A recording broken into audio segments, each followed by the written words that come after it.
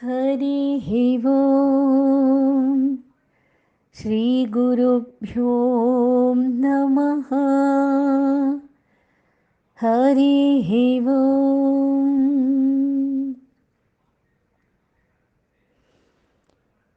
స్థితప్రజ్ఞుని లక్షణాలు మనం ఇప్పటిదాకా చెప్పుకున్నాం. ప్రసాద బుద్ధి ఉంటుంది.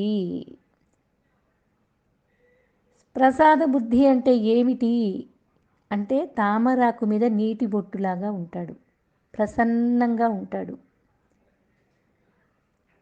అతి స్వస్థతమైనటువంటి జీవితాన్ని గడుపుతాడు. అంటే ఇంకా ఒడిదుడుకులు ఉండవు, సుఖదుఖాలు ఉండవు, రాగద్వేషాలు ఉండవు. స్థితప్రజ్ఞుడు అలా ఉంటాడు అని చెప్పాడు. నేను వేరు, ప్రపంచం వేరు, జీవాత్మ వేరు అని మూడిటిని వేరుగా ఉన్నంత వరకు దుఃఖం అనేది తప్పదు. రాగద్వేషాలు వస్తూనే ఉంటాయి. అందుకనే మొట్టమొదట్లో భగవంతుడు ఏం చెప్పాడు? అవన్నీ సహజంగా జరిగేవే, వాటిని ఓర్చుకో అని చెప్పాడు. ఇప్పుడేమంటున్నాడు? వాటిని ఓర్చుకోవటం కాదు, శరీర భావనే తీసేసేయి. పూర్తిగా ఉన్నది నేనే, రెండవది లేదు అని ఇప్పుడు చెప్తున్నాడు. మొట్టమొదట నిన్నటి రోజున మొట్టమొదటి ప్రసంగం విని ఉంటి మీకు ఏమైనా విని ఉన్న వాళ్ళకి ఏమైనా సందేహం అనిపించినా అర్థం కాకపోయినా అడగండి అని చెప్పాను, కానీ ఎవరు అడగలేదు. కొంచెం డెప్త్లోకి వెళ్ళి చెప్పుకోవాల్సిన విషయం. అప్పుడే ఈ ప్రసాద బుద్ధి వస్తుంది. కానీ ఎన్ని మాటలు చెప్పుకున్నా, పుస్తకాల్లో చదివినా, గురువులు చెప్పినా, ఏం చెప్పినా వినడం మాత్రమే జరుగుతుంది. ఆ ఉన్నది ఒక్కటే అనే తత్వం నాకు అనుభవంలోకి వచ్చేదాకా ఆ విషయం బాగా డీప్ సబ్జెక్టు. అందుకే అది శ్రద్ధగా వినండి అని చెప్పాను. ఇప్పుడు మళ్ళీ దాని కంటిన్యూషన్ కూడా చెప్తే ఇంకొంచెం క్లారిటీ ఉంటుంది అనిపిస్తుంది. అందువల్ల ఇప్పుడు ఆ ప్రసాదం యొక్క ఫలితం ఏమిటి, ఆ ప్రసన్నత యొక్క ఫలితం ఏమిటి, ఆ స్థితప్రజ్ఞత్వం గనక మనకు లభిస్తే, ప్రాప్తిస్తే ఏం జరుగుతుంది అనేది చెప్తున్నాడు 65వ శ్లోకంలో. చూద్దామా మరి? ప్రసాదే సర్వదుఃఖానాం హానిరస్యోపజాయతే ప్రసన్నచేతసో హ్యాసుః బుద్ధిః పర్యవతిష్ఠతి. ఇది శ్లోకం. అటువంటి వాడు ఎలా ఉంటాడు? ప్రసాదే సర్వదుఃఖానాం హానిః అస్యోపజాయతే, అస్య ఉపజాయతే ప్రసన్నచేతసా హి ఆశు బుద్ధిః పర్యవతిష్ఠతి. అస్య అట్లాంటి వాడికి ప్రసాదే సర్వదుఃఖానాం అంటే చిత్తం ప్రసన్నత పొందినటువంటి వాడికి సమస్త దుఃఖాల నుండి కూడా హానిహి ఉపజాయతే స్వస్థత చిక్కుతుంది. అంటే సమస్త దుఃఖాలు వినాశనం అయిపోతున్నాయి అని చెప్తున్నాడు. ప్రసన్న చేత సహా అట్లా నిర్మలమైనటువంటి మనస్సు గలవాడికి ఆశుహు బుద్ధి పర్యవతిష్ఠతి, శీఘ్రంగా. ఆశుహు అంటే శీఘ్రంగా, వెంటనే, ఇప్పుడే బుద్ధి స్థిరపడుతూ ఉంది. అది నిన్న అందుకే అంత సబ్జెక్ట్ చెప్పింది. ఇవన్నీ సమస్త దుఃఖాలు వినాశనం అవ్వాలి అంటే ప్రసన్నమైన మనస్సు కావాలి. ఉంటుందా మనకి? ఎంతమంది ఈ విషయంలో ఈ ప్రపంచ విషయాల్లో చిక్కుబడిపోతున్నాము, మాయలో పడిపోతున్నాము. ఇది ఏమిటి అనే తత్వాన్ని తెలుసుకుంటే తత్వం అసి. తత్ అంటే ఏంటి? అది. అది అంటే ఏంటి? వాడు ఎక్కడో ఉన్నాడు అని చెప్పుకున్నాం కదా, వాడు. త్వం అంటే ఏంటి? నీవు. అసి అంటే ఏంటి? అయి ఉన్నదే అని గురువు చెప్తున్నాడు మనకి. వాడు నువ్వు ఒకటేరా అని చెప్తున్నాడు. అందుకనే అలాంటి మహావాక్యాల్ని వదిలిపెట్టకూడదు. మాట బాగుందని పలకటం కాదు, మనం అనుభవంలోకి తెచ్చుకోవడానికి దాని విచారణ ఎక్కువ చేసుకోవాల్సి వస్తుంది. అప్పుడే నీ బుద్ధి జ్ఞానంతో నిండిపోతుంది. అప్పటిదాకా మురికి పట్టి మసిపట్టి వాసనలతో కంపు కొడుతూ ఉంటుంది. అంటే జన్మ పరంపరమైనటువంటి వాసనలు కోరికలతోటి నిండిపోయింది. ఇటువంటి బుద్ధిని ఇప్పుడు మనం శుద్ధి చేస్తున్నాం. భగవద్గీత ప్రవచనం ద్వారా ముందు శుద్ధి చేస్తున్నాం, తర్వాత ఆచరణ చేయటానికి యోగ్యత కల్పిస్తాం, తరువాత అనుభవం దానంతట అదే వస్తుంది. అర్థమైతే కనీసం వినడానికే మీకు అవకాశం లేకుండా ఉన్నవాళ్ళు ఉన్నారు దీనిలో. ఆసక్తి ఉండేమో ప్రారంభంలో అందరూ జాయిన్ అవుతారు. తరువాత ఒక్కొక్క రోజు పెరిగిన తర్వాత రోజు వినేదేలేండి అని వదిలేసుకుంటూ ఉంటారు. ఇలాంటి వాళ్ళకి సాధన ఏం దొరుకుతుంది? ఇలాంటి వాళ్ళు సాధన ఏం చేయగలుగుతారు? ఒక 40 నిమిషాలు 50 నిమిషాలు కూర్చొని వినడానికే నాకు అశక్తతగా ఉన్న నేను ఎలా సాధన చేస్తాను? ఎలా శ్రద్ధగా వింటాను? నా బుద్ధికి పట్టిన మాలిన్యం ఎప్పుడు తొలుగుతుంది? గమనించండి. అందుకే ఇష్టమైన వాళ్ళని కాదు, శ్రద్ధ కలిగిన వాళ్ళనే దీనిలో ఉండండి. మిగిలిన వాళ్ళు దయచేసి వెళ్ళిపోవచ్చు. ఏమీ నిర్బంధం లేదు. బంధం నుంచి తొలగించుకోవటానికి కదా మనం దీనిలోకి వచ్చాము. ఇవాళ ఇబ్బంది అయితే రేపు వింటాము. అంతేకాని అస్సలు వినకుండా ఉండి దీనిలో ప్రయోజనం లేదు. అపాత్రదానం అనేది అస్సలు చేయకూడదు అందులో, ఆధ్యాత్మికతలో. అందువల్ల వినడానికి ఆసక్తి చూపించిన వాళ్ళు దీనంటే ఆసక్తి లేకుండా చెప్పద్దు, పెద్ద దోషం అని కూడా చెప్తాడు పరమాత్మ.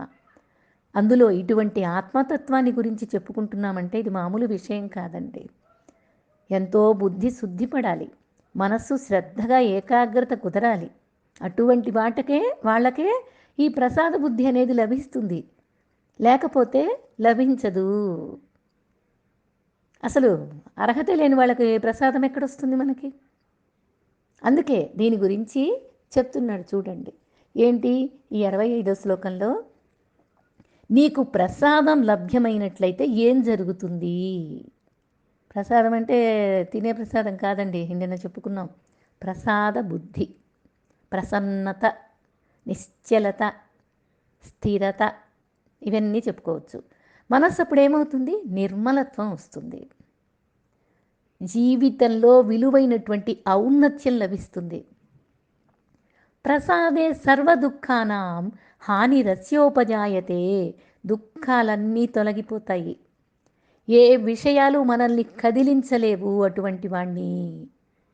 ఒక్కొక్కసారి చాలా సామాన్యుల్లో కూడా మనం ఇటువంటి స్థిరబుద్ధి ఉన్న వాళ్ళని చూస్తుంటాం. మనం చెప్పుకున్నాం, సామాన్య గృహిణి అయినా సరే, రైతు పని చేసుకుని పంట పొలాలు పండించుకునే రైతైనా సరే, ఎవరైనా సరే ఈ స్థిరబుద్ధిని అతి సామాన్యంగా ఉన్న వాళ్ళలోనే ఎక్కువ చూస్తాం. భేషజాలకు పోయే వాళ్ళల్లో ఆ స్థిరత ఉండదు. ఒక ఒక ఉపన్యాసం వినడానికి ఒక వ్యక్తి వచ్చి అందరం కూర్చున్నారు. అక్కడ ఒక ప్రవాస భారతీయుడు ఒకడు 10,000 రూపాయలు పర్సును, అమెరికాలో సంగతి చెప్తున్నానండి. అక్కడ ఆ 10,000 రూపాయలు పర్సులో ఉన్నాయట, పాస్పోర్టు అన్నీ ఉన్నాయట. అక్కడ కూర్చున్న ప్లేస్లో ఆ వ్యక్తి ఆ పర్సు అక్కడ వదిలేసి మర్చిపోయాడు. పెట్టేశాడు, పొరపాటున పడిపోయింది, మర్చిపోయి వెళ్ళిపోయాడు. అక్కడ పని చేస్తున్నటువంటి వ్యక్తి వాటిని జాగ్రత్త చేసి నిర్వాహకులకి, అక్కడ ఉంటారు కదా మేనేజ్మెంట్ వాళ్ళకి అందించాడట. అంటే ఏంటి? వస్తువు తనది కానిది ఆశించవద్దు అనే శిక్షణ అతని బుద్ధిలో ఆల్రెడీ ఉన్నది. అతను అక్కడ వర్కర్, ఏదో 2,000 రూపాయల జీతానికి ఉంటున్నాడు. అటువంటి వాడికి ఇవన్నీ దొరికితే తీసుకొచ్చి చక్కగా ఇవ్వగలిగాడు. ఆ సంస్కారాన్ని అంతా ముందే బుద్ధికి ఇచ్చేశాడు.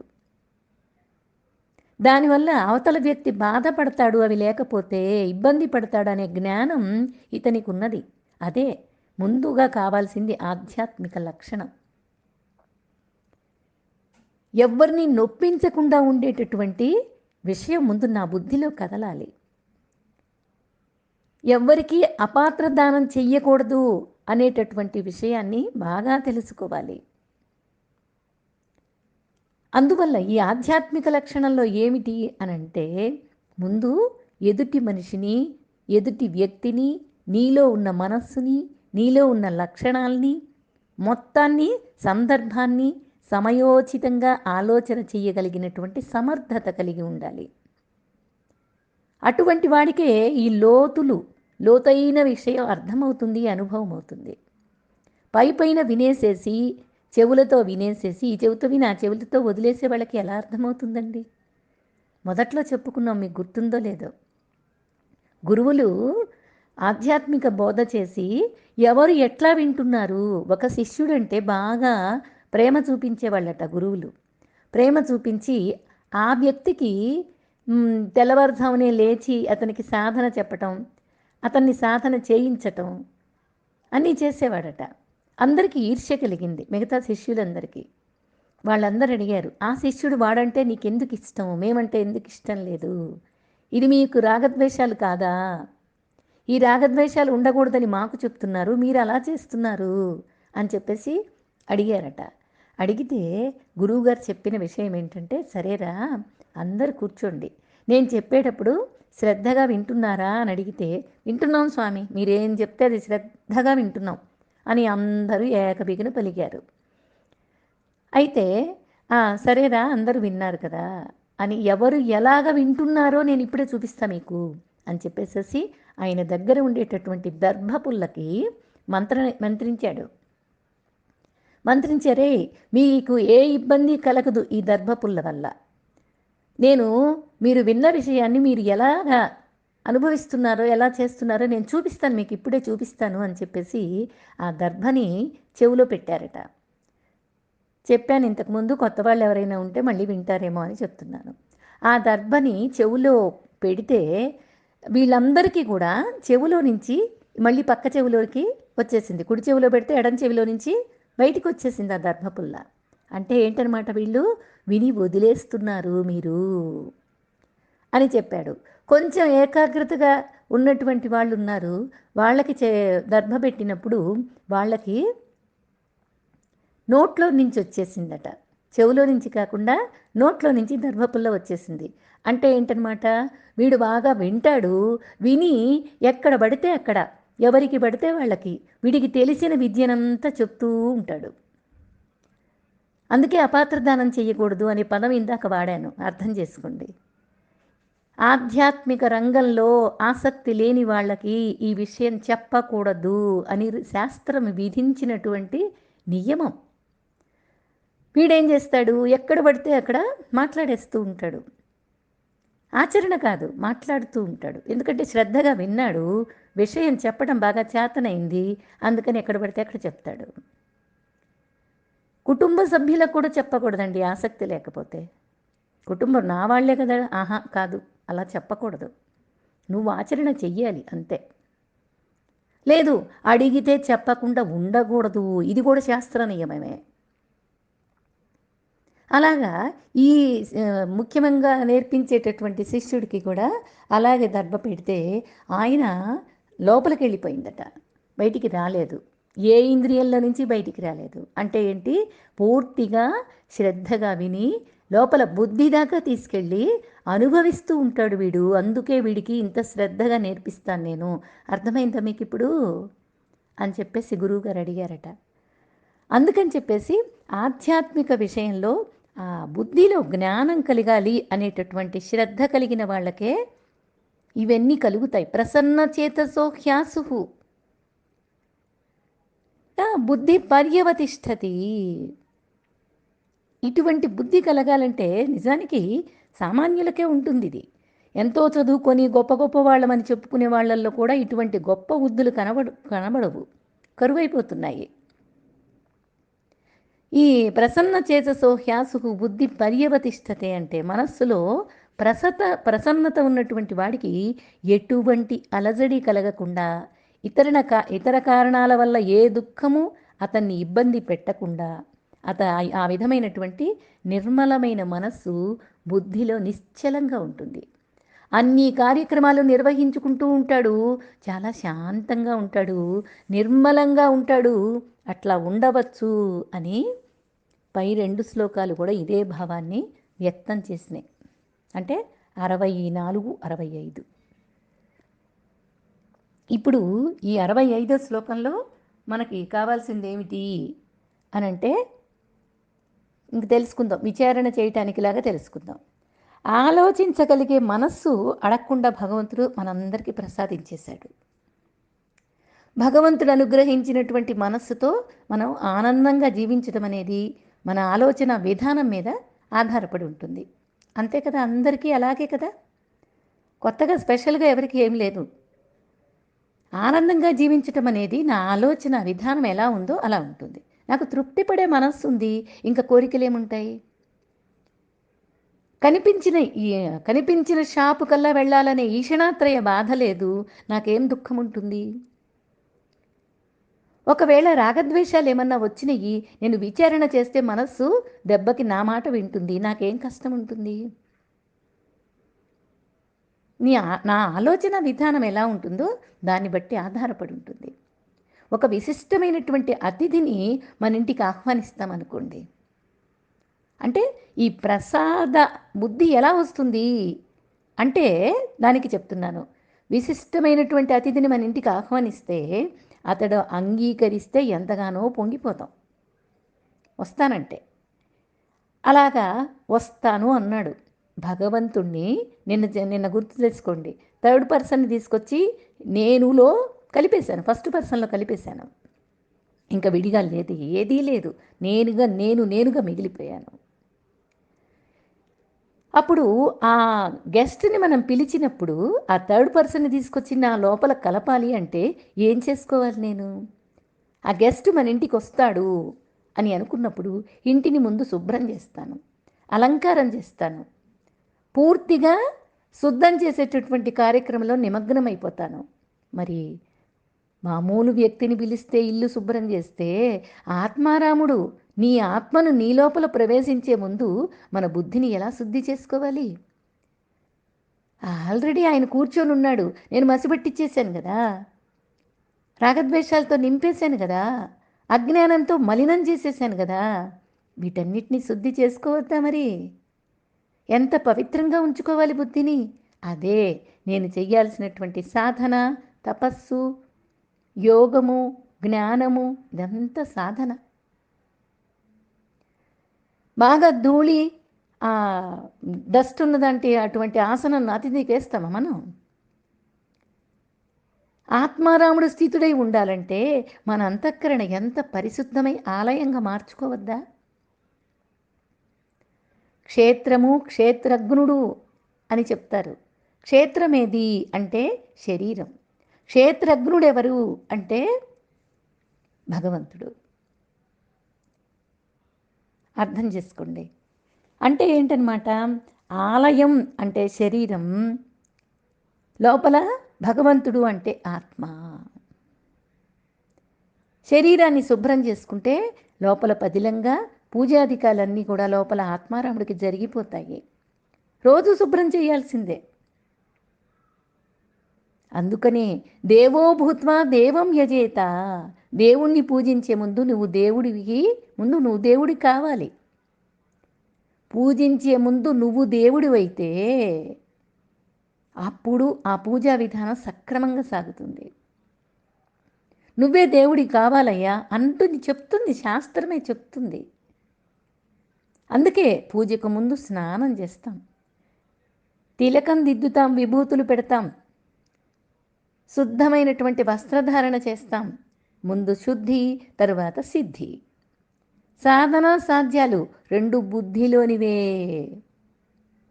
చూడండి ఎంత ఒక్కొక్క మాట మాట్లాడుతుంటే లోపలికి వెళ్ళిపోవాలండి.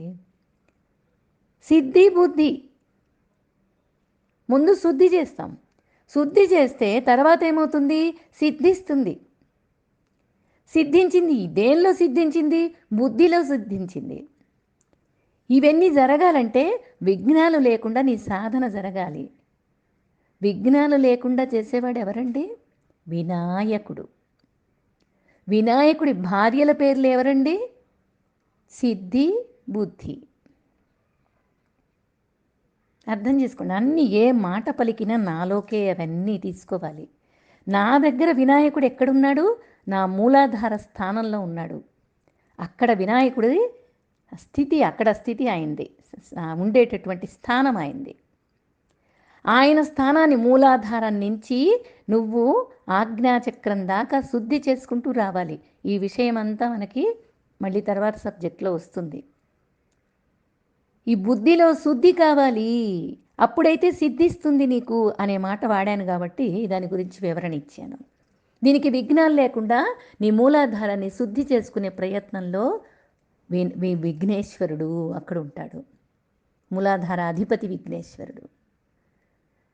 అంటే ఇప్పుడు రాగద్వేషాల నుండి విడిపడి మనస్సు ఇంద్రియాల్ని వశం చేసుకొని అటువంటి స్థితప్రజ్ఞుడు విషయాలలో చరిస్తూ ఉన్నా కూడా వాడి బుద్ధి ప్రసన్నంగా ఉంటుంది అని గ్రహించాం.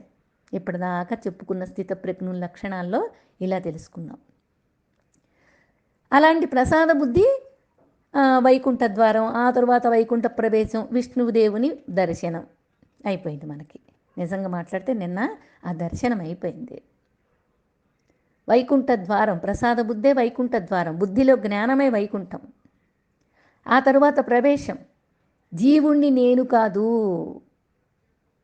నేను నువ్వు రెండు కూడా. అంటే నేను అంటే ఈ మనస్సు నేను, అంటే జీవుడే నేను, ఈ జీవుడే నేను అనుకునే నేను, ఎదురుగా కనిపించే నువ్వు నేను, ఈ రెండు కూడా లేనివే, వచ్చిపోయేవి అనేది గుర్తుపెట్టుకోండి. లేనివే అంటే కనపడుతున్నాయి కదండి అనే ప్రశ్న కాదు ఇక్కడ. కనిపించే దృశ్యం అంటే నీవులు, ఏదైనా నీవులేగా. చూడబడే నేను, చూసే నేను, చూడబడే నీవు, చూసే నేను, ఈ రెండు కూడా నశించిపోయేవే, పుడుతుంటాయి, చస్తుంటాయి. ఇంకా లోపల థర్డ్ పర్సన్ ఎక్కడో ఉన్నవాడిని తీసుకొచ్చి నా లోపల ఉంచుకొని నాకు నేను చేసిన కర్మలకు ఫలితాలు ఇస్తున్నాడే వాడు నిత్య సత్య వస్తువు పరమాత్మ విష్ణుదేవుడు దర్శనం అంటే అది. అర్థమైంది కదా.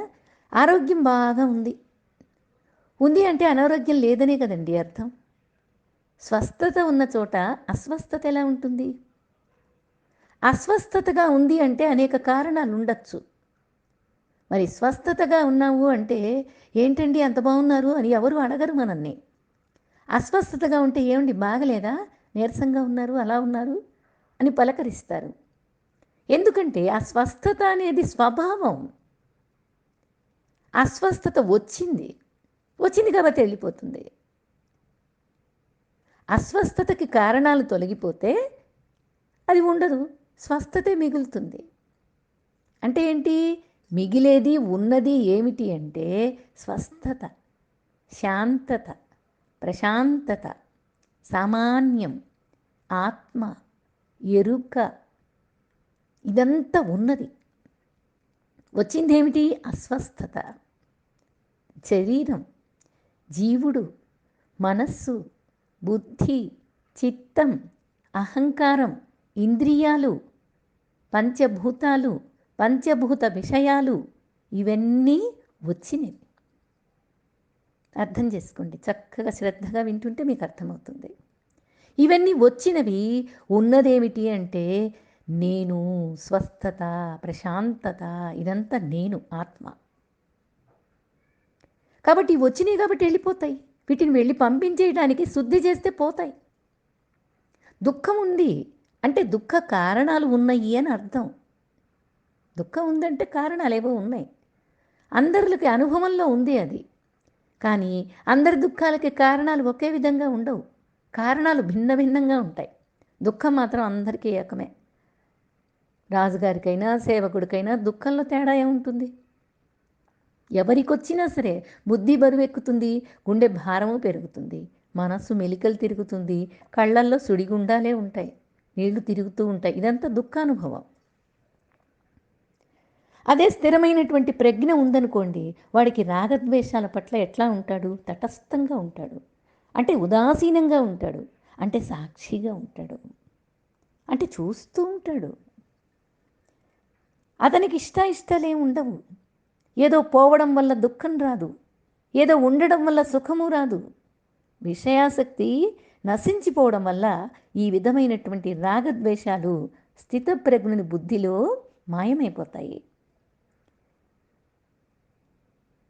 విషయాసక్తి నశించిపోయింది. అది గమనించుకోండి. అతడేంటి అయిపోయిందే అని గడిచిపోయిన దానికి ఏడ్చేది లేదు. జరగబోయేదాన్ని తలుచుకొని దుఃఖపడేది లేదు, విచారణ చేసేది లేదు. రాగద్వేషాలనేవి ఈ విధంగా ఎవరిని చలింప చేయకుండా ఉంటాయో వాళ్ళ బుద్ధి ప్రసన్నంగా ఉంటుంది. ఈ బుద్ధి ప్రసాదం కారణంగా వాడికి సమస్త దుఃఖాలు నశించిపోతాయి. అటువంటి వాడే స్థితప్రజ్ఞుడవుతాడు. ఈ వివేక ప్రజ్ఞ గలవాడి ప్రసాద బుద్ధి ఎలా ఉంటుంది అనేది చెప్పుకుందాం. ఇంకా ఇప్పుడు విచారణ మార్గంలోకి వద్దాం. ఇదంతా అలా ఉంటుంది అని చెప్తున్నాడు. మనకు విచారణ ఏది దీంట్లో? ఇదే మన శ్లోకం భావన. అది శ్లోకం భావన ఏంటి అంటే రాగద్వేషాలు ప్రసాద బుద్ధి గనక మనస్సుకు వచ్చినట్లయితే దుఃఖం నుండి విడుదల పొందుతాడు. అతడు వెంటనే కూడా బుద్ధిలో జ్ఞానం ఉదయిస్తుంది ఎప్పటికప్పుడే ఇంకా అని చెప్పేశాడు. అది చెప్పింది. కానీ సాధన ఏముంది మనకి? మనం ఏం చేయాలి ఇప్పుడు? అర్థం తెలుసుకుంటే సరిపోయిందా? లేదు కదా. మనకు సాధన కావాలి కదా. నిన్నేం చేసాం మనం? ఈ ఫస్ట్ పర్సన్ తీసుకెళ్ళి థర్డ్ పర్సన్ని తీసుకెళ్ళి ఫస్ట్ పర్సన్లో కలిపేశాం. మళ్ళీ గమనించుకోండి ఒక్కసారి. ఫస్ట్ పర్సన్ ఎవరు? నేను. ఒక బాక్స్ పెట్టి చాలామంది ఉన్నారు అక్కడ. ఆ బాక్సులో నేను అనేవాళ్ళు ఎవరున్నారో అందరూ ఈ బాక్స్లో ఒక స్లిప్ రాసి పెట్టేసేయండి అని చెప్పి నా స్లిప్ మీద నేను అని రాసి బాక్స్లో పెట్టాను. అక్కడున్న వాళ్ళ నేనులందరూ కూడా నేనున్నానండి అని అంటూ ముందుకొచ్చారు. అయితే మీరు కూడా పెట్టేయండి అన్నాను. మీ అందరూ కలిసి నేను నేను నేను అని చిన్న స్లిప్ మీద రాసి అలా వేసేశారు. ఇప్పుడు ఎన్ని నేనులు ఉన్నాయి? అంతా ఉన్నది నేనే. నేనులు అనేకం ఉన్నాయి. అర్థమైంది కదా. అంటే ఒక నేను నాకు నీవయ్యావు. ఇప్పుడు ఫస్ట్ పర్సన్ నేను, సెకండ్ పర్సన్ నీవు. నేను నీవు ఎదురెదురుగా కనపడుతున్నాం. థర్డ్ పర్సన్ వాడు. అంటే ఆ రూమ్లో వాడు లేడు. అందుకని లేని వాడి గురించి మనం మాట్లాడుకుంటున్నాం. కనపడని వాడి గురించి మాట్లాడుకుంటున్నాం కాబట్టి వాడు అని వాడిని థర్డ్ పర్సన్ కింద పెట్టాం. అట్లా నిన్నంతా దాని గురించి వివరంగా చెప్పుకొని మనం ఏం చేసాం? నాకు కర్మఫలాలు అందించేవాడు నా దగ్గర ఉండకపోతే నేను చేసిన కర్మ వాడికి ఎలా తెలుస్తుంది? ఇంతమంది నేనుల్లో కూడా అందరిలో ఉన్న ఒక్కటే నేను. ఎగ్జాంపుల్స్ అద్భుతంగా మనం చెప్పుకున్నాం. సముద్రం అనేకమంత పెద్ద సముద్రం. అలలు ఎక్కడున్నాయి? ఒడ్డునున్నాయి. ఆ అల సముద్రం కాకుండా ఉందా? నీళ్లు కాకుండా ఉన్నాయా? ఇదంతా ఎగ్జాంపుల్స్ గుర్తు చేసుకోండి. కాబట్టి మొత్తం ఉన్నది సముద్రమే, మొత్తం నేనులే. ఈ నేను నిండా ఆవరించింది ఏమిటి అంటే ఒక్క నేనే. ఒక్క నేనే ఇన్ని నేనులుగా కనపడుతున్నాయి మనకి. కాబట్టి ఎదురుగా ఉన్న నువ్వు, కనపడుతున్న నేను, ఈ రెండు మనకు కనపడుతున్నాయి. కనపడని మూడో వాడిని తీసుకొచ్చి నా లోపల కనుక తిష్ట వేసుకొని కూర్చోబెడితే నా కర్మలకు ఫలితాలు వాడిస్తున్నాడు అనే విషయం నాకు అర్థమైంది. కనపడలేదు వాడు. కనపడకుండా ఎట్లా ఉన్నాడు అంటే వాడు సామాన్యంగా ఉంటాడు. సామాన్యం అంటే ఏంటి? అంతటా సమానంగా పరిచి ఉంటాడు, పరుచుకొని ఉంటాడు వాడు.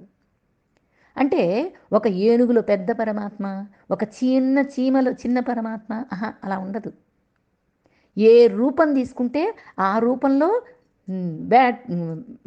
బాటు బేటం అంటారు చూడండి. అంటే ఏంటి? మొత్తం అంతా ఆవరించి ఉంటాడు.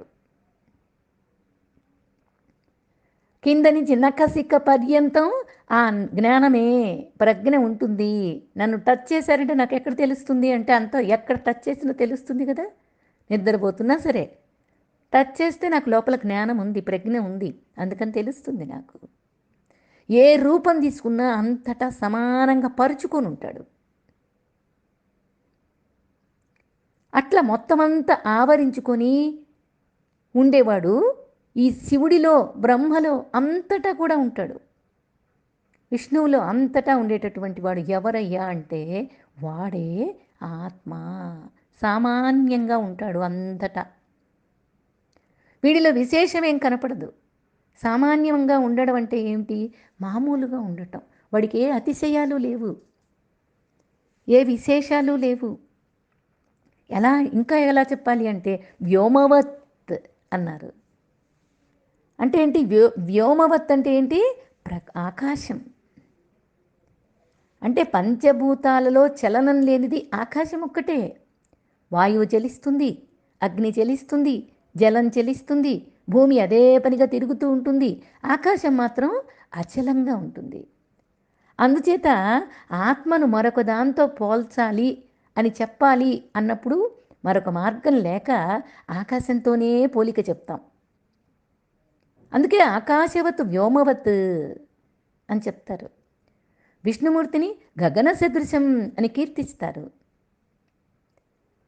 ఆకాశము ఆత్మస్వరూపానికి అతి సన్నిహితంగా ఉంది. పంచభూతాలలో ముందుగా ఆకాశమే వచ్చింది. బాగా అర్థం చేసుకోండి.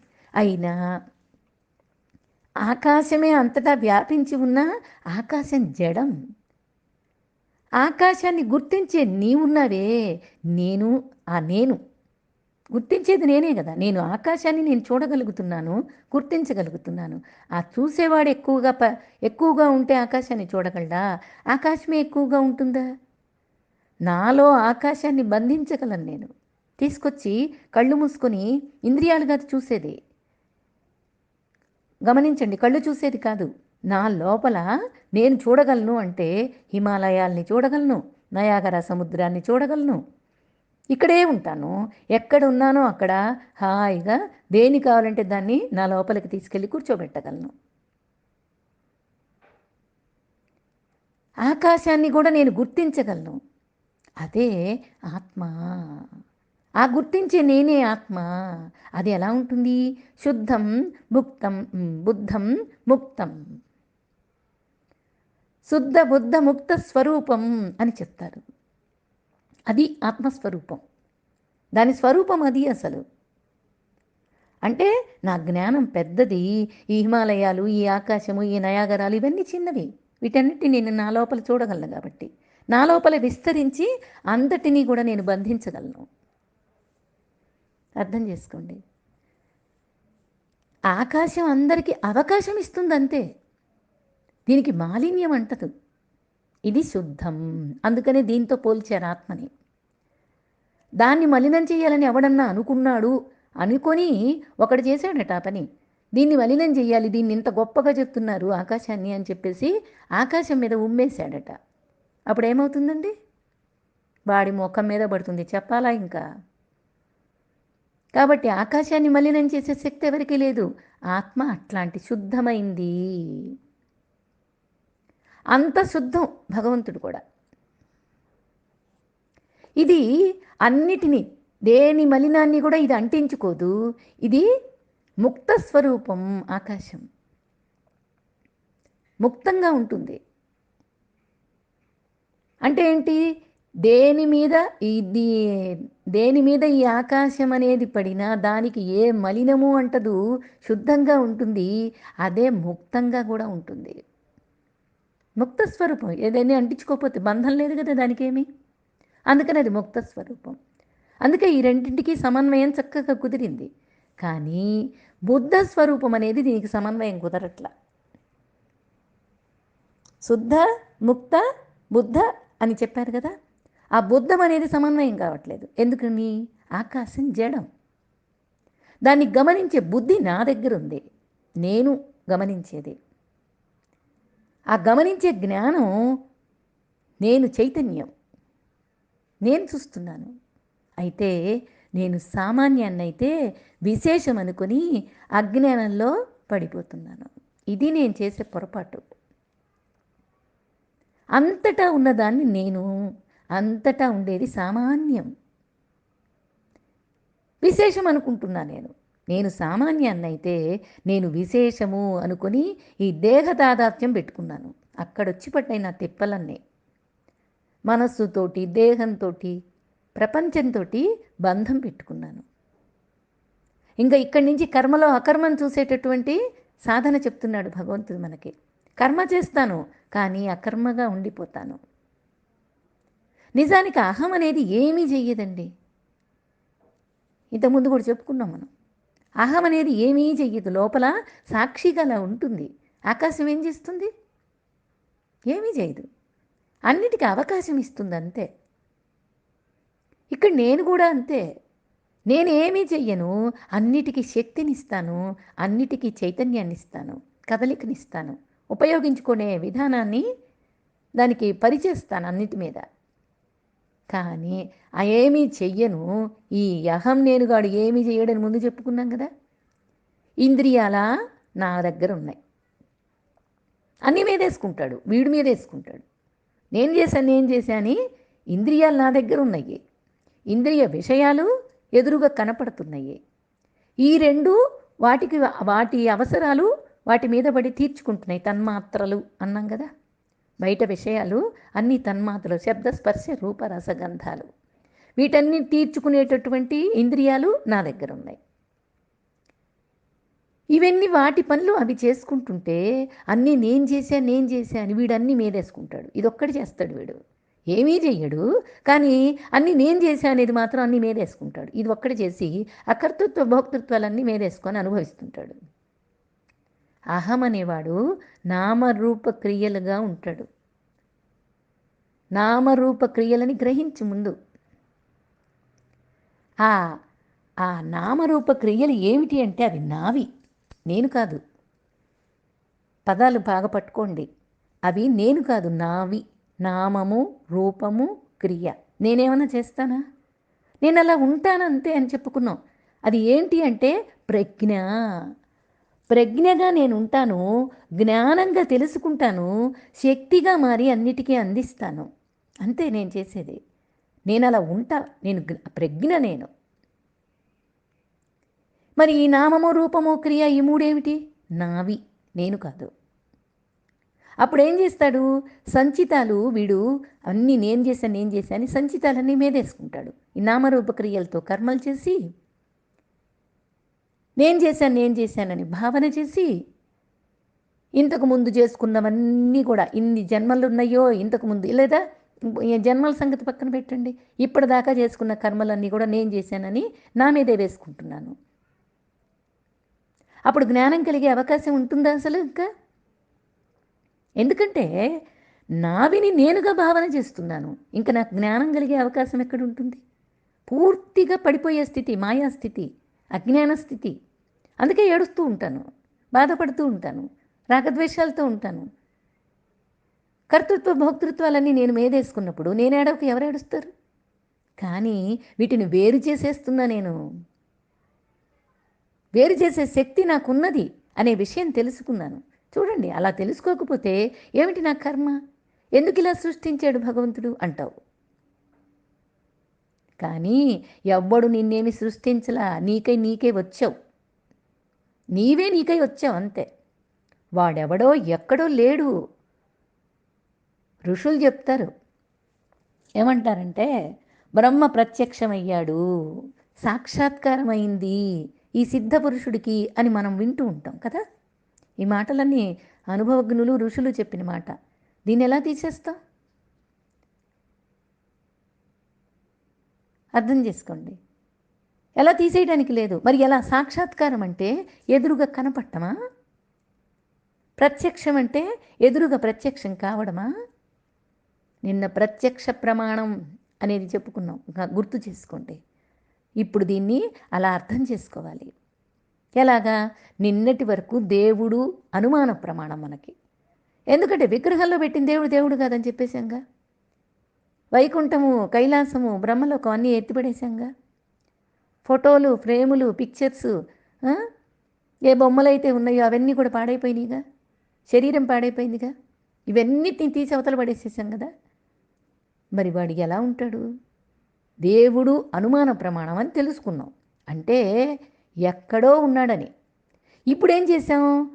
మనకి అహమే నేను అని నాకు ప్రత్యక్ష ప్రమాణం.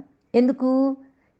నేను ఈ శరీరము, ఈ మనస్సు, ఈ అంతఃకరణ చేసిన కర్మలన్నిటికీ కూడా ఇంద్రియాలు, ఇవన్నీ చేసిన కర్మలకి ఫలితాలు ఎవరిస్తున్నారు అంటే, నా లోపలున్నవాడే దీనికన్నిటికీ కూడా ఫలితాలు ఇస్తూ ఉన్నాడు. కాబట్టి ఆ తాడు ఎక్కడో ఉన్నవాడిని తీసుకొచ్చి నాలో కలిపేసుకున్నాను. వాడు అసలు నేను. ఈ నేను నేను అని చెప్పుకునే జీవుడు దొంగ నేను. ఈ దొంగ నేను మాయలోకి వెళ్ళిపోతూ ఉంటుంది. అందుకే అహమే నేను అని నాకు ప్రత్యక్ష ప్రమాణం. నాకు వేరే తిరుగులేదు. ఇవన్నీ వ్యవహార సత్యం జరుగుతుంది ఇక్కడ. శరీరము, ఇంద్రియాలు, 24 తత్వాలతో ఉన్న ఈ శరీరం అంతా కూడా ఇక్కడ ఏం జరుగుతుంది? వ్యవహార సత్యం అన్నారు. వ్యవహారం ఏదో జరుపుకుంటున్నాయి, నేను మాత్రం లోపలుండి సాక్షిగా ఉంటాను. ఇవి చేసిన కర్మలన్నిటికీ వాటి వాటి ఫలితాలు వాటికి అందిస్తూ ఉంటాను. నేను చేసే పని అదే, ఇంకేం లేదు నేను చేసేది. కానీ నా ఊహేమిటి? నేనే చేశాను అనుకుంటున్నాను, నేనే అనుభవిస్తున్నాను అనుకుంటున్నాను. అందుకే ఏడుస్తూ కోరికలతో అలమటిస్తూ జన్మ పరంపరలో విష్ణు చక్రంలో నలిగిపోతున్నాను. నిన్న చెప్పుకున్నాం కదా, దేవుడు ప్రత్యక్షమయ్యాడు అంటే ఇదే. ఏంటి? అనుభవం నా లోపలే. ఎప్పుడైతే నాలో నేను కలుపుకున్నానో, ఎక్కడో ఉన్న పరమాత్మను తీసుకొచ్చి కలుపుకున్నానో, అదే ప్రత్యక్షం, అదే సాక్షాత్కారం, అదే అనుభవం. ఎవరైతే నేను నేను అంటున్నాడో వాడే అహం. ప్రతి ఒక్కడు అంటాడు కదండి నేను అని. ఇంకా ఏదైనా అడగండి, నాది అంటాడు. నేను అనేది వేరు, నాది అనేది వేరు. అదే బ్రహ్మాస్మి. ఇప్పుడు ప్రత్యక్షమా కాదా చెప్పండి మనకి? ఆ థర్డ్ పర్సన్ని తీసుకొచ్చి ఫస్ట్ పర్సన్లో ఎప్పుడైతే కలుపుకున్న తర్వాత వాడు ఇచ్చే కర్మ ఫలితాలే నేనే సాక్షిని అని నాకు అర్థమైందో, ఇప్పుడు నాకు వాడు ప్రత్యక్షమా, అనుమానమా? అనుభవం అయింది కదా. ఎట్లాగా అని మళ్ళీ నీకు క్వశ్చన్ వచ్చిందా? వీటన్నిటిని వేరు చేసేసాం. ఇప్పుడు ఈ ఫస్ట్ పర్సన్ థర్డ్ పర్సన్ని తరమట్లేదు, వాడే అంతర్ముఖమయ్యాడు. వచ్చి అంతర్ముఖమయ్యాడు. బహిర్ముఖమైనప్పుడు ఇంద్రియాలు, విషయాలతోటి తాదాత్మ్యం చెందుతున్నాడు.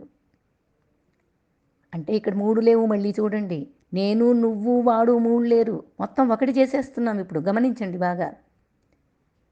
బహిర్ముఖమైనప్పుడేమో ఇంద్రియాలు, ఇంద్రియ విషయాలతోటి తాదాత్మ్యం చెంది జీవుడు అనిపించుకున్నాడు.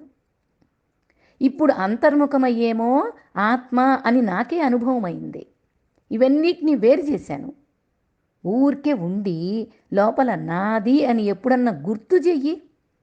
ఊరికే కూర్చోండి, ఊరికే ఆలోచించండి. ఏమీ లేదు, హాయిగా ఊరికే ప్రశాంతంగా పడుకోండి. పడుకొని ఆలోచన చేయండి. గుర్తు చేయడానికి లోపల ఎప్పుడైనా సరే నాది అనేది ఎప్పుడైనా సరే అంటే నాది కాదది. లోపల నాది అని ఎప్పుడన్నా భావం గుర్తు చేసుకుంటేనే చాలు. నేను కాదది, నాది అంతే. అది వస్తుంది పోతుంది, నాకేం సంబంధం లేదు అనే విషయం నీకు అనుభవం అవుతుంది. అంతే. ఈ నాదిని ఎప్పుడైతే గుర్తు చేశావో చాలు, ఇంకా నేనే బ్రహ్మ అనుకో. ఇదే ధ్యానం, ఇదే తత్వమసి అని చెప్పేది. చెప్పాం కదా, తత్ అంటే ఏంటి? అది. అది ఏది? వాడు. అసి తత్. త్వం అంటే నీవు. నీవు అది ఒకటే, వేరు కాదు. నాకు ప్రత్యక్షం కూడా అయింది, ఇంకా నాకు ఏ అనుమానము లేదు. నాకు అనుభవం అయింది, నాకు ఏ సందేహము లేదు. అర్థమవుతుంది కదా. ఇప్పుడు నీవు అంటే గురువు, థర్డ్ పర్సన్ త్వం అంటే నీవే, అంటే గురువే. అసి అంటే ఆత్మవయ్యే ఉన్నావు, అది తత్వమసి. తెలియలేదు అంటే, నీకు అర్థం కాలేదు, తెలియలేదు అంటే నువ్వు 2 తప్పులు చేస్తున్నావు. ఏం తప్పులు జరుగుతున్నాయి? ఎందుకు నాకు అర్థం కావట్లేదు? ఎందుకు నాకు అనుభవం కలగట్లేదు అంటే, నువ్వు చేసే పని ఏంటంటే నాదిని, నామరూప క్రియల్ని నేను అనుకుంటున్నాను. అది నేను పెద్ద పొరపాటు. నాకంటే భిన్నంగా దేవుణ్ణి పక్కన సృష్టించాను, ఎదురుగా పెట్టాను కదా. ఈ నాదులు పుడుతున్నాయి, నేను పుట్టాను అంటాను. నాదులు చస్తున్నాయి, కానీ నేను చస్తున్నాను అంటావు. మరణం అంటే మార్పు, అంతే. చెప్పుకున్నాం కదా ఇంతకుముందు. ఒక మార్పు. బాల్యం నుంచి కౌమారంలోకి వస్తే ఏమన్నా బాధపడ్డామా? యవ్వనంలోకి వస్తే ఏమన్నా సంతోషపడ్డామా? వృద్ధాప్యం వస్తే ఏమైనా చింతన చేశామా?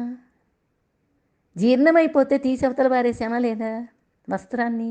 అలాగే శరీరము. ఇట్లా చెప్పుకో, ఇట్లా అర్థం చేసుకో. ఒక మార్పు, అంతే. నేను సామాన్యం, నాది విశేషం. చూడండి, ఒక పెళ్ళి చేసామనుకోండి, పెళ్ళి కూతురు అది అయిపోయింది. పెళ్ళి కూతురు పెళ్ళి అంతా హంగామా అంతా జరిగిపోయిన తర్వాత ఇంకా ఆ అమ్మాయిని ఏం మామూలుగా ఉంటే ఏం అడగరు.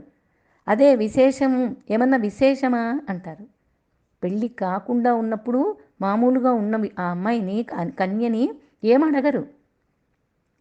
కానీ వివాహం జరిగిన తర్వాత ఏమన్నా విశేషమా అంటారు. అంటే నువ్వు ఇప్పుడు సామాన్యంగా లేవు, విశేషము అంటే నీలో ఇంకొకటి ఉన్నది అని చెప్పటం.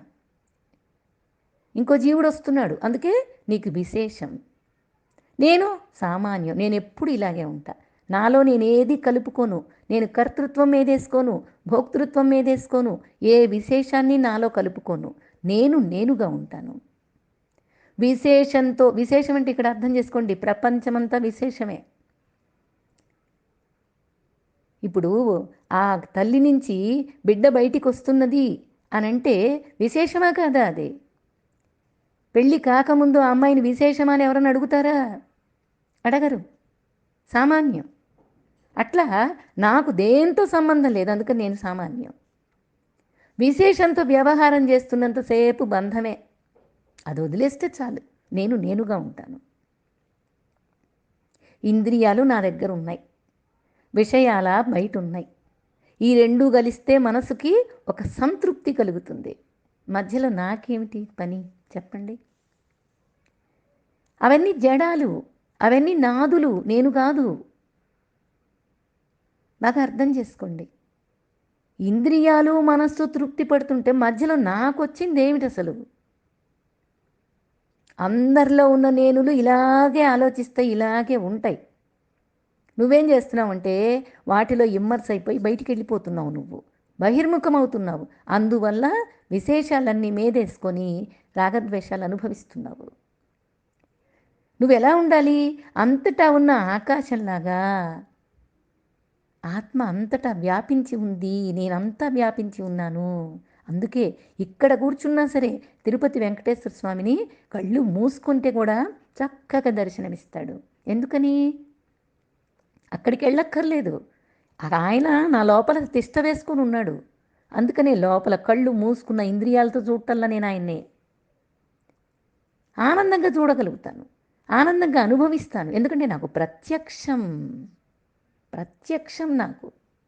అందువల్ల నేను బయటికి వెళ్ళను, అంతర్ముఖంలోనే ఉంటాను. ఈ అనుభవాన్ని విచారణ ద్వారా నాలో ఉన్న అంతఃకరణ, ఇంద్రియాలు పనిచేస్తున్నాయి. విచారణ ద్వారానే తెలుసుకోవాలి, ఇంకేం లేదు. ఏదో చేసి తెలుసుకునేది కాదు.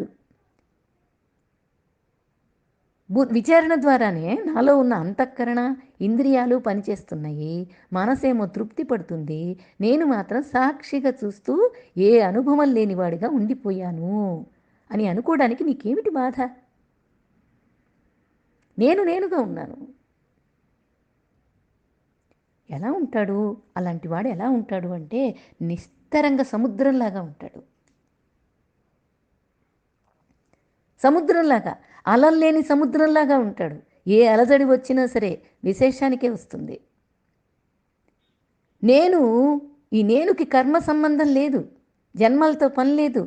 రాగద్వేషాలు ఉన్న మనస్సుకి దుఃఖం ఉంటుంది, కానీ నాది అనేదానికి దుఃఖం ఉంటుంది. సుఖము ఉంటుంది. కానీ నేను మాత్రం ప్రసన్నం. కానీ నాదిని ప్రసన్నం చేయడానికి చూస్తున్నాను నేను. నాదిని ప్రసన్నం ఎంత చేస్తావు నువ్వు? ఇంకలా కాదు, ఇప్పటిదాకా అలా చేశాను. కానీ ఇంకలా కాదు. అలా చేస్తున్నంతసేపు అగ్నిలో ఆద్యం పోసినట్లే బాహ్య వ్యవహారాల్లో మునిగిపోతా కదా. నాది అంటే ఏంటి? ఇంద్రియాలు, మనస్సు, ఇదంతా నాదులు. వీటిని ప్రసన్నం చేసుకోవడానికి చూడాలంటే వీటి కోరికలు తీర్చాలి. అప్పుడేమవుతుంది? ఏమన్నా ఆగుతాయా? ఇంకా పెరిగిపోతాయి. అగ్నిలో ఆద్యం పోసినట్లు అయిపోతుంది. అందుకే ఇందాక మనం థర్డ్ పర్సన్ని ఫస్ట్ పర్సన్లో చేర్చామన్నప్పుడు ఆలోచించండి. థర్డ్ పర్సన్ ఆకారం కాదు. ఆకారం అయితే ఫస్ట్ పర్సన్లో ఇమడలేడు. అది నిరాకారం. ఈ జీవుడికి బుద్ధిపరంగా పట్టిన వాసనలని, మురికిని వదిలించాం. అలాంటప్పుడు ఏమవుతుంది? అశు అంటున్నాడు ఈ శ్లోకంలో. అంటే వెంటనే ఇప్పుడే పరమాత్మ అయిపోయాడు. అట్లా నిలబడిపోతాడు. అటువంటి వాడే స్థిత ప్రజ్ఞతలో ఉండిపోతాడు. స్థితప్రజ్ఞుడు అలా ఉంటాడు. తనలో, తనతో తానుగా ఉండిపోతాడు. ఇప్పటిదాకా నేనే శక్తిని వీటికి 24 తత్వాలకి, అంటే నాలో ఉన్న 24 తత్వాలకి శక్తి ఇచ్చా. ఇప్పుడు అన్నిటితో బంధం తెంచేశాను. ఇంకా నా శక్తి వాటికి ఇవ్వను. అప్పుడు అవి ఏమైపోతాయి? జడమైపోతాయి. అలాగే నశించిపోతాయి. అంటే ఇప్పుడు మనోనాశం జరిగిందా లేదా? అంటే నాలోకి లయమైపోతాయి. అవి జడమై ఏమవుతాయి అంటే బయటికేం పోవు, ఇంకా నాలోనే లయమైపోతాయి. అంటే మనోనాశం జరిగింది అని అర్థం. తత్వజ్ఞానం అనేది సంస్కారం నా బుద్ధిలో నింపేశాను. వాసనలన్నీ కూడా నాదికే కానీ నేనుకు కాదు అని బాగా నిర్ణయం చేసేసాను. మనస్సును జడం చేసి దీనిని నాదిని చేశాను. అర్థమైంది కదా. అలాగే వాసనాక్షయం, మనోనాశం, తత్వజ్ఞానం, ఈ మూడు కావాలి. ఈ మూడు జరిగినాయి నాకు. వాసనాక్షయం జరిగిపోయింది, వాసనలన్నీ క్షయమైపోయినాయి, మనస్సు నశించిపోయింది, తత్వజ్ఞానం బుద్ధిలో బాగా నిండిపోయింది. ఈ మూడు కూడా ఈ శరీరం ఉన్నంత వరకు, దీనికి ప్రారంధం ఉంది కదా. శరీరం వచ్చింది అంటే దానికి ఒక ప్రారంధం ఉంది కదా, నడుస్తూ ఉంటుంది. ప్రారంధంలో శరీరం ఒకసారి పడిపోతుంది కదా. ఆ పడిపోయినప్పుడే వీడిని విదేహముక్తుడు అంటారు. జీవించి ఉన్నప్పుడు జీవన్ముక్తుడు అంటారు. వీడే అసలైన సిసలైన స్థితప్రజ్ఞుడు. ఇది సాధన విచారణ ద్వారానే అనుభవించాలి తప్పితే వేరే మార్గం లేదు. హరి ఓం. శ్రీ గురుభ్యో నమః. హరి ఓం.